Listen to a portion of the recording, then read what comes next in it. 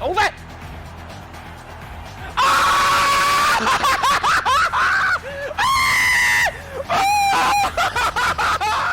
Oh my God! Oh my God! Wow! You lucky Redmen! Oh my God! Football! What a game! Szoboszlai let it go. Oh my God! What is going on? Is this one of the greatest games in Premier League history? Am I going too big there? Well, I'm not sure about that, but it's certainly one of the games of this season so far. Football, it's what it does to you. It gets the juices flowing. You did say it got pretty lively in here. Thierry and I enjoyed watching that from afar. The most remarkable end to an extraordinary football match. And we will go through it blow by blow, but let's just focus on that winning moment. I think it felt like at 2-2, we'd seen the last of the drama, but no. Well, if there was going to be any drama, it felt like it would be a Newcastle goal. There were set pieces at the end, and I mean, it feels like this was the only time when we look at the goal when Liverpool had almost a period of possession of pushing Newcastle further back. Arne had made his substitutions. And what Liverpool end up doing is they end up getting players, as you should always do. But Mo Salah will get the assist, but the assist is Dominic Szoboszlai, who was absolutely outstanding in this game tonight, playing it right back. Talk to me, Thierry, about the composure that this young man shows. 16 years old, his Premier League debut. And as soon as Szoboszlai steps over it, he knows this is his moment. Composure, the ball is coming well on the ground. Szoboszlai knows he's there, but you know, you're like, oh, if I score, this is going to be amazing. Look, it slows down. It bounces a bit, and then guide it. He does guide it, and then you can enjoy it. I mean, but it seems that there's so much conviction about that strike. Oh, you have to be, but the ball is inviting, though. And you also coming the right way. Done that hundreds of times, but this is their youngest scorer in history, Jamie. Wow. It's difficult to create history at Liverpool because, you know, the club's got such great history, but for a young man, and listen, it's been the weekend of young players coming in. You obviously think of what Arsenal had with Darwin coming on, but there's been something about this lad in pre-season where Liverpool supporters are getting really excited. And Luis Diaz has moved on. He was the competition with Cody Gakpo on the left. And there's a feeling of Liverpool need to replace Luis Diaz. But what you do when you've got a young player like this, that is definitely going to be in the minds now of the Liverpool hierarchy in terms of what they do in the next week. Because when someone has an impact like that as such a young player, that's just not enough now. I mean, I'm not talking about him playing every week, but... Stand finish to what has been an extraordinary football match tonight at St James's Park, and here is the winning boss. Arne Slot speaks to us live now. Well, congratulations, first of all, Arne. How would you sum up the 90 plus 10 minutes that we've just experienced? Now, when I heard you correctly, you were saying football match. I'm not too sure if I saw a football match today. It was set piece after set piece, long throw. It didn't have a lot to do with tactics, what I said before the game. But I liked a lot how we stood strong. Very difficult first half hour, 45 minutes. But we didn't collapse at all. We stood strong. And as a result of that, we came 1-0 up. They going down to 10 men, you would expect that is a big plus for us. But yeah, when a goalkeeper takes every free kick, then there's not so much help if you are one player up. And that's why it was so difficult for us to bring the 2-0 over the line. Boss, congratulations. As you said, Jamie and I played a lot of games like that back in the days. Trust us. But Jamie and I spotted something. Playing style then. Jamie and I spotted something on the free kicks. A lot of the free kicks, the line that you were having wherever they were trying to throw the ball in, you had it very low. The line was very low. And on the goal, Van Dijk decided to go really high. And what was the thought process of that? You got punished, and it's easy now because you got punished. It's easy for us to bring it up. But you did it the whole game. You played low to attack the ball, and on that one you went high. True. I don't think it's fair to blame Virgil. It's a combination. He has contact with us at the bench. All the other ones were further up the pitch, so we know what their idea is. They bring the ball to the D. Dan Burn is there attacking a ball, trying to make it difficult. There were a lot of difficult situations for us coming off that. So either a second ball or a throw-in or another corner kick. So at that moment of time, we decided that because the ball was so deep, that it was smarter not to get a second ball inside our 18-yard box again. But that was definitely the wrong decision in that moment, looking back at it.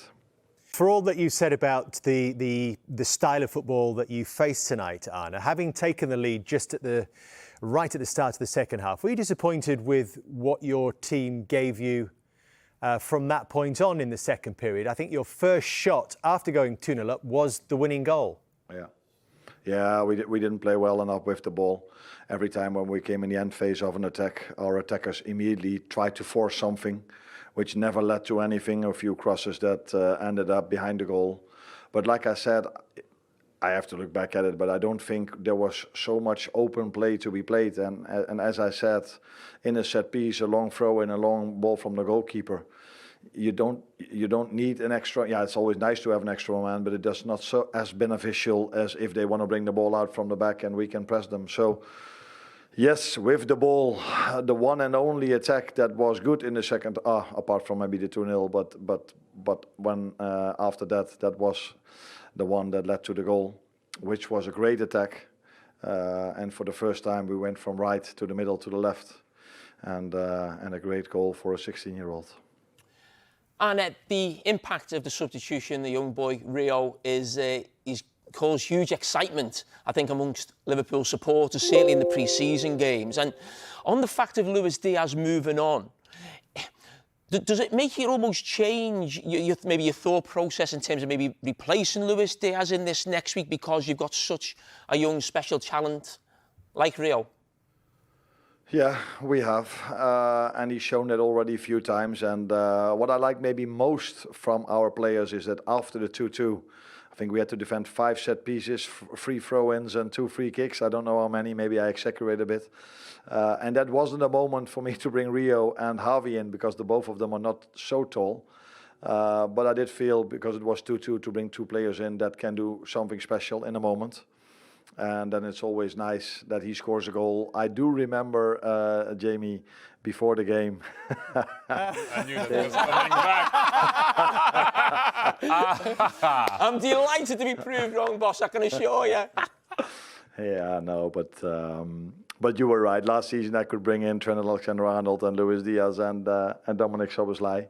But the end result is not the same, because last season we were 3-2 up in the last minute and they scored the 3-all, and today it was 2-2 and we could score in the last minute. But I think this is also what makes the Premier League special. Maybe it wasn't the best game in terms of tactics, in terms of playing football, but I think every fan everywhere around the world enjoyed watching this game of football. Also because their fans were amazing in terms of the help they gave the home team. Absolutely, Arne. It was a great watch. And when that ball falls to Rio with 100 minutes on the clock, did you expect him to score? It was a big chance, and he's a player that can finish really well for his age. So how firm his shot was, you don't see this often for a 16-year-old. I did hear someone say afterwards in the dressing room, I'm not going to say who it was, but I probably would have taken that ball, have a first touch and then finish it off. But he's so confident. That's also what I like, because the first ball he got, he wasn't afraid. He immediately took someone on. And when the second player came, he even got a cross in. And for him to score that goal is not completely coincidence, because he's for his age, he's a really good finisher as well. It was an amazing finish, as was the second goal. Did you actually see it, did you, Arne? No. No, I was still inside. So I heard people cheering, so being happy, and I was like, this can't be a red card for us, because then the whole stadium will be much louder and they can't have scored. So what must have happened? Maybe I thought maybe a player coming in for them.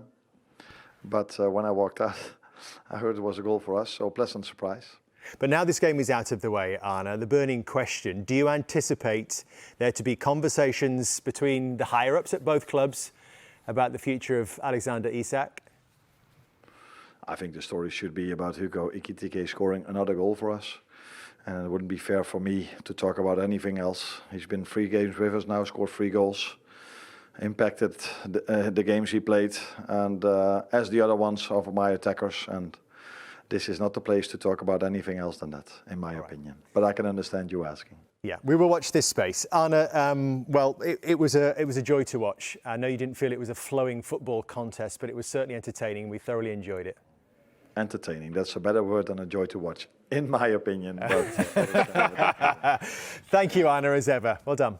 You're welcome. You're welcome. Where should we go? Should we go back to the start?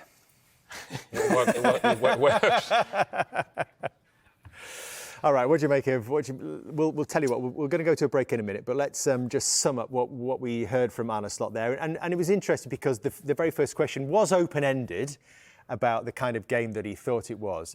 His response straight away was on this wasn't football. Well, this is why I said what I said, because we played sometimes games like that, and the Premier League sometimes will give you a game like that.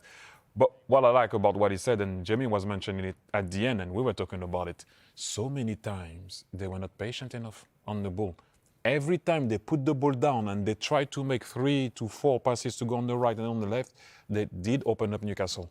But they didn't do it very often. I don't know why. Obviously the crowd, they got bullied at times. They were over them, but you know, I think they got away with one tonight, Liverpool. But look, that's how it is. It reminds me of, you know, the other day when Arsenal won at Man United. People were talking more about Man United than Arsenal. Same thing tonight, but they managed to find a way to win it. Through strength, like he said?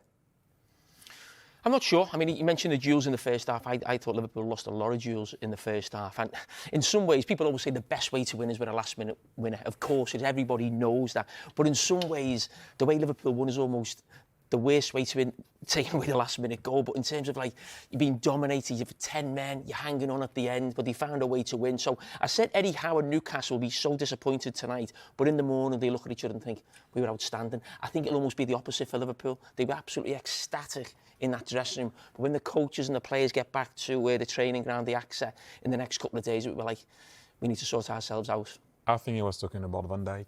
Oh, Van Dijk was outstanding. You have to say at the very end, if you compare Van Dijk and Konate in terms of clearing the ball and the impact that he had on going and... That's like comparing me and you. No, but I think Van Dijk was immense tonight once again. I was just imagining the reaction. Let's take you all the way back to the first goal. And for context as well, this came against a run of play. Newcastle were right on top in that first half.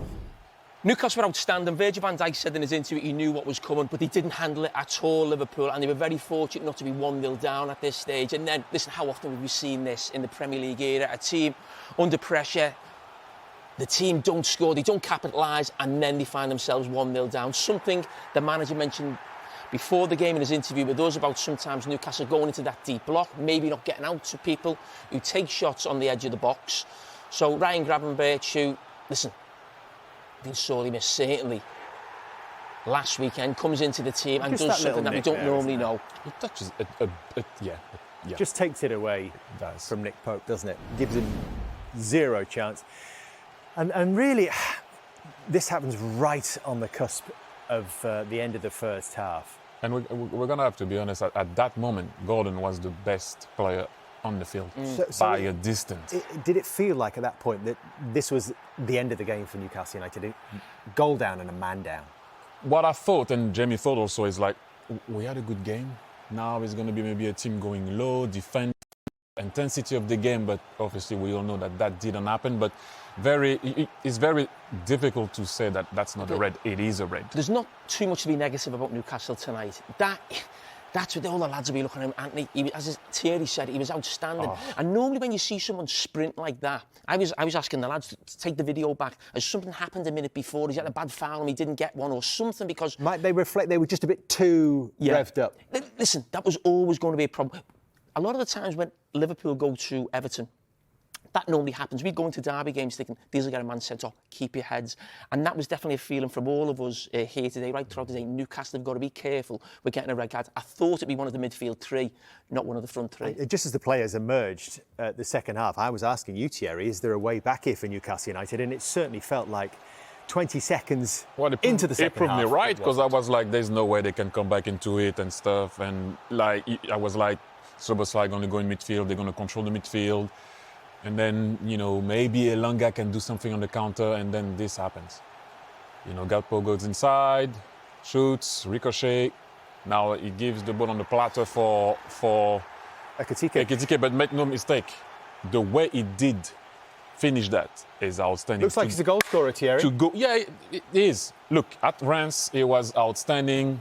I mentioned it already when he went to Paris Saint-Germain, when you have to play in front of Neymar, Messi, and Mbappe, you're obviously going to be on the bench, unfortunately for him. But that's a hell of a finish.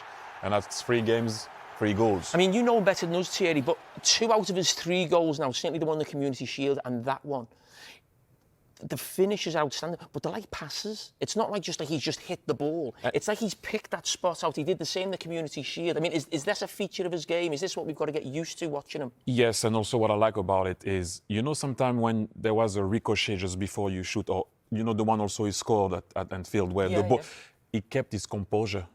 Although there was luck in the build-up, he kept his composure, aim, and I finish. This is how he does finish, and hopefully for you, he can do more than that.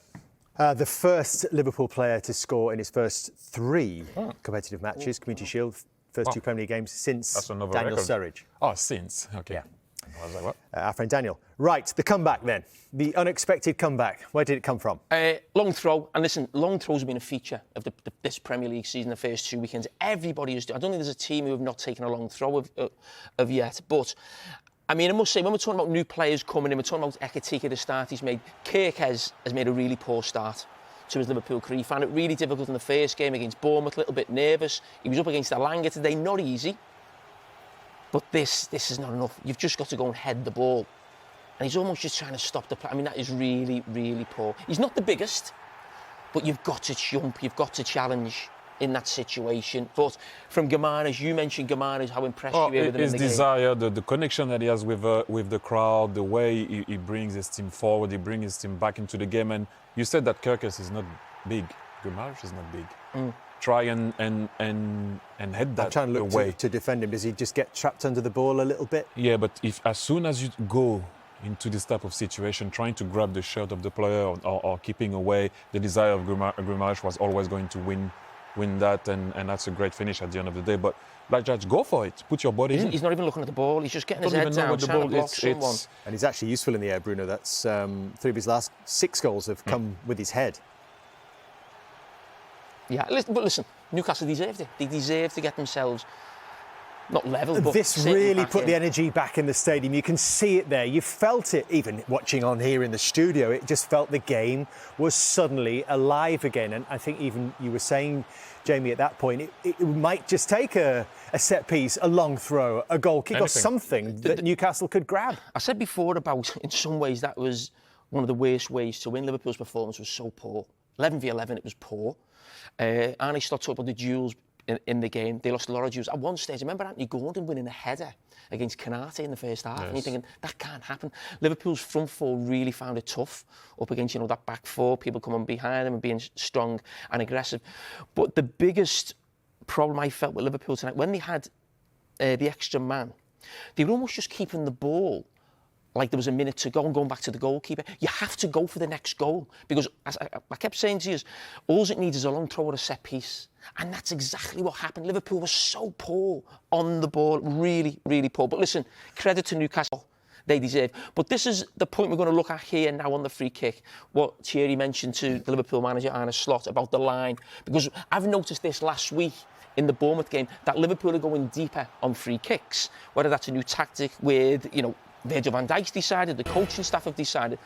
But what was really interesting was on this one, they went really high. Now, listening to the manager, he mentioned because of the position of where the free kick was. I didn't know if it was something to do with the fact that Newcastle were a man down or something, and Van Dijk thought, no, we can actually go higher. No, that's something that you go with what just you're saying, Jimmy. There is something that I just noticed now. Sorry, Thierry, but just look at Van Dijk, because if you showed other clips, he's actually telling the line to go back on certain clips. So just keep an eye on Van Dijk. People are wanting to actually go deep. I think the line should be deep, and he's saying, no, stay. You see Carragher's behind the ball there. But on other clips that we had, he was doing the opposite. Can I go back? Yeah. If you go back to now, So we mentioned that they went low Yes. on everything before. Yeah, deep, yeah. Well, sorry, deep. Have a look now, him looking at the bench. Van Dijk. Yes. Now played. He's like, what? Like, he has a little... He's looking at the bench. He did look at the bench before. He's going low, and then... They did say, Yeah. And the then, decision and then was he goes made like, whoa. in conjunction with the bench. Yeah, but he's going pause it low. there for me, please. Where would you then, based on the first half and what we've seen through the game, where would you have expected that line to be? Not so much on the first half. There's a different. It's where you think the line's right. I'm actually watching Liverpool now, and for the majority of free kicks, I think they're too deep. I think the right line is probably around about there. And you used to have you go high a lot of the time to give space maybe for your goalkeeper. Yeah? Now what was happening when teams were going high was the fella on the ball was looking at the space he could put it into. Now it almost looks like Liverpool have gone a very Italian way. If you still watch games in Italy and in Serie A, teams on wide free kicks are almost in the box. Yeah. So Liverpool now are going right into the box on the wide free kicks. We maybe got a couple of clips, but that's probably the line where I would be. As soon as we looked at it, we both felt, oh, that's high. And I think if you're Newcastle, you're thinking, oh, we put that over the top and we let them run onto it. But listen, we're going to get to the free kick now, but there's people for Liverpool who've made a really poor start to the season. Mo Salah's one of them, even though he scored a goal and got an assist. Kanate is another one. He has been all over the place. Now you want your centre-back to go and win that header. He's going backwards, but he still should deal with that. He's up against Dan Burn, and then Gravenberch goes on the run. But it felt like it was coming. It did. You can't deny that. Newcastle deserved it. You just said it, Jamie. He's up against Dan Burn, 6'7". I want my centre-back to go and win that. He was all over the place last week. He's more interested in grabbing his arm. He was really poor in the first half as well. He was. He's not at the races at all. And I absolutely shudder to think where Liverpool would be without Virgil van Dijk, who's been absolutely outstanding. Can he finish from Masula as well? Oh, yeah, Thierry? I mean... Second Premier League goal? The ball, he has to do way better, Konate here. But you can see here, Baker doesn't get... Usually in this type of situation, he wins his battle. But, it's one of those where you just put your leg and hope for the best. And that's exactly what happened. But to go back to your point, and Jamie said it, the line should be there. What was funny is the whole game, they didn't do it, and you could see that it was the bench that called Van Dijk to say, we got to go higher. You could see Kerkers was going back, and it was kind of with an after, just after. Look, now he's telling them, oh, again. There you go. Let's get back here. But it's almost... Yes. Yeah. Like he took the decision. But even... So that was Liverpool right throughout the game. That is too deep for me. So every free kick, I'm not saying they got everyone wrong. This is a decision from Van Dijk. They conceded from the one that they were too high, in my opinion. Too deep. Why, Jamie? Would you say? I mean, look how far away the kick is. This is the question that fans are always asking. They can never work out why these lines are drawn by the defender. But wherever you hold your line, you're always going to go further back because the ball's going to go over your head. So you're going to end up on the penalty spot. So you're on the 6-yard box with your goalkeeper coming. He's got no space to come. He could clash into one of your players. And if it drops down, it's just you're in the 6-yard box. So that's the reason why going higher, to give the goalkeeper more space to come and get it. And if you lose a header higher, it's further away from your goal. My thing was, and again I go back to it, why did you change it? Well, No, I know, but I'm saying you did it the whole game, do it the whole game. Newcastle, even with 10 men, at that high line. They stayed high the whole game. They didn't change what they were about. That's why I wanted to ask the coach why he did it. I mean, they got punished for the only time they did it, so obviously it worked for us to talk about it. But that was the question, which we thought it was a bit weird. Yeah, the most unlikely comeback that was from Newcastle United. It felt like where there was a will, there was a way. 2-2, surely it was all done. But no, as you've heard, as we all know now, Rio has written his name into the history books this evening with a moment that Liverpool fans will long remember, and that young man will never forget. No, listen, there's probably only Liverpool supporters tonight and Sunderland supporters who are delighted that young man has probably got that goal. Bring Sunderland into it. You know what I mean? Listen, they wouldn't want Newcastle to get the result, would they? But I think a lot of the neutral fans would have in some ways been disappointed because Newcastle deserved a lot more. But what a moment. You think about Premier League moments, special moments that happen. We highlighted Michael Owen, I think, scoring a hat-trick at maybe 17, 18 before that game. And you think of the career he goes on to have and what he goes on to do. young players who go on to have great careers, you can always pinpoint a moment or something special very early on. And you look at those names there. Wayne Rooney, Oh, a day younger against Arsenal. yeah, I remember. Thank you. Yeah. No, but you know what it is, and you said it well. When that ball arrived, I think if you're watching the game and you love football and you love great stories, everyone was with him when he did hit that ball. Everyone wanted the ball to go in the back of the net because the story is too beautiful. You wanted to, no, seriously, no, come on. If you got to be above anything here. He's a 16-year-old kid that can make his team win. You got to be above all the hate and everything here. That was beautiful. Fairy tale moment. In that game of football. Yes, a bruising game for us. I think so many different emotions because really proud of the performance, really pleased with how we played, great energy, great intensity, really pleased with the following of the game plan and then adapting because we go to 10 men and for me we're the better team in the second half as well as the first. So to come away with nothing and injuries and suspensions and concussions, it's a pretty bad day. Where are we with all the injuries then that you've picked up tonight? Yeah, Sandros doesn't look good. He was in quite a bit of pain. I don't know the full extent of him or Joelinton's injury, but they both look threatening for us in the sense that they could be out for a while. And then, of course, Ant's going to be suspended, which is a big blow for us. Just reflecting on that, I thought there was no intent. People say it looks bad. I've not seen it again. I've seen a really quick image of it. I thought he was trying to pull out of the tackle in the end. You seem to lose your cool a little bit. You talked about emotion before the game and not letting that sort of override your performance, but you did seem to lose a little bit of cool heads once Liverpool went ahead. I think it was a game where both teams were on the edge. I think that Liverpool the same as us. There was a few contentious moments for the referee. Probably wasn't an easy game to manage from his perspective, but I don't know. I don't think so. I thought Anthony's challenge, of course, is a red card, and that doesn't look good in that respect. But as I said, I don't think there was any intent from him. It's a solution you need to try and find now. What with his suspension, you've got your concussion as well involved as well. You've got the two injuries as well, where you need to find a solution rather quickly now. It's not about one individual anymore, is it, that so many of us have been talking about? No, it's not. We need to find solutions to make the team perform, but I think the team is performing and creating chances, and yeah, I couldn't be more pleased with the performance. But obviously, it's as I said right at the start, it's a difficult game to digest because, well, the opening two games difficult to digest because we've played really well in both. We've ended up with 1 point. So, of course, you're looking at points and the ability to win games. It's not quite been there, but the general feel is we're a really strong team. But you have shown that ability that you can win games, as you say, though, but you haven't just got the points to show for it. I think historically we've always done that, so we're going to have to do it again. We're going to have to find a new way at the moment without Alex. And great to see Will Asula step up and score his goal today. That's a great moment for him. We desperately wanted it to be meaningful in terms of getting points, but it wasn't to be. On Alex, there were reports this evening suggesting that the club have actually met with him. I don't know if you were aware about that because your focus was well and truly on the game tonight. Can there be a peaceful solution to this situation? Yeah, I wasn't aware of that. So obviously talks have been going on since Alex decided to not go on tour with us, and I've concentrated on coaching the team, so I've got no update for you. But as we referred to earlier, you've picked up these injuries tonight. You've got the suspensions as well. This transfer window, this week that you have left, do you expect it to be a busy one for the team, not the individual?